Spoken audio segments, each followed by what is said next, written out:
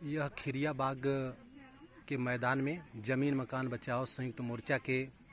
धरनारत लोग हैं जो 285वें दिन धरना दे रहे हैं और रोज़ बरोज़ यह एक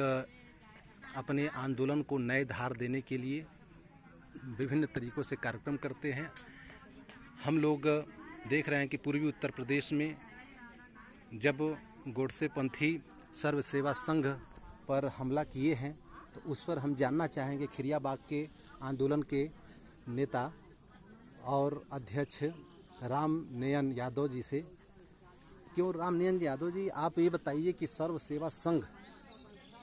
पर पुलिस का कब्जा हो गया है, जो जयप्रकाश नारायण, विनोबा भावे की विरासत और गांधी की विरासत से जुड़े हुए वहाँ पे साहित्य छपते थे,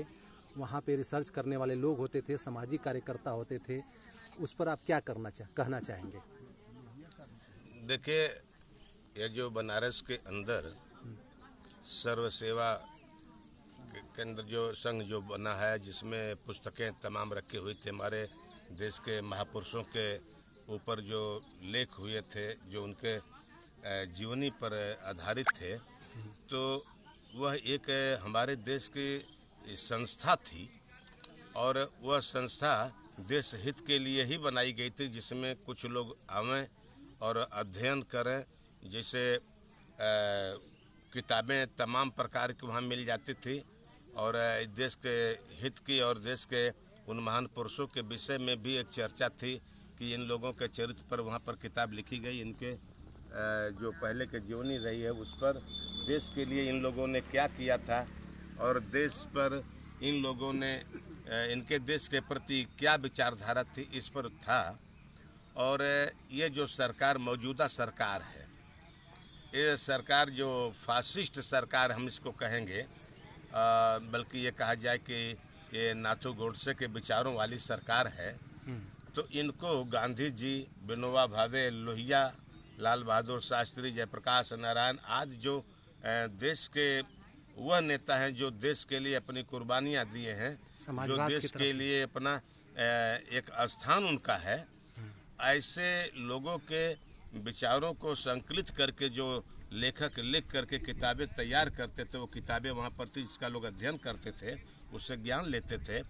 उस चीज़ को ढहा देने का, अभी तो ढहाए नहीं है, मैं सुन रहा हूँ, लेकिन पुलिस ने ज़बरदस्तियाँ खाली करा दिया है, पुस्तकें बाहर फेंक दी गई हैं। सब कुछ ऐसे हो रहा है कि जैसे मालूम हो रहा है कि अब यहाँ पर कानून नाम की कोई चीज़ है ही नहीं। पूरा 14 एकड़ की ज़मीन कब्जा लिया है। और वो 14 एकड़ की ज़मीन को सरकार की गिद्ध दृष्टि इसलिए लगी हुई है कि वो 14 एकड़ की ज़मीन शहर के मेन सिटी में अगर मिल जाती है तो किसी भी पूंजीपति को वो देंगे तो उनको अच्छा लाभ मिलने की संभावना रही है। और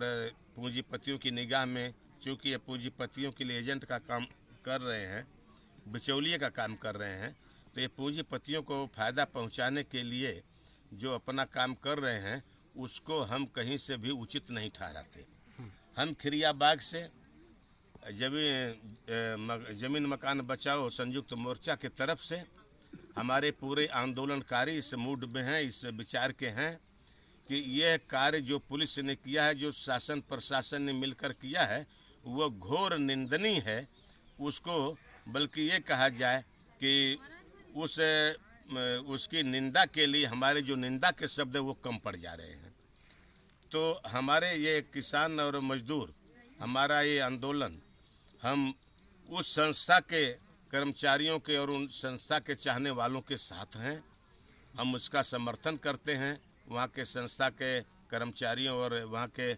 लोगों का, और पुलिस और प्रशासन के इन कुकृतियों का हम घोर निंदा करते हैं। ऐसा नहीं होना चाहिए था। जो आज के ज़माने में हमारे सरकार ये नारा देती है कि हम राम राज लाएंगे, लेकिन हमको ये लगता है कि हम उजाड़ राज लाएंगे। हर चीज़ उजाड़ रहे हैं, मकान, मड़ई, खेती बाड़ी, घर द्वार, और सरकारी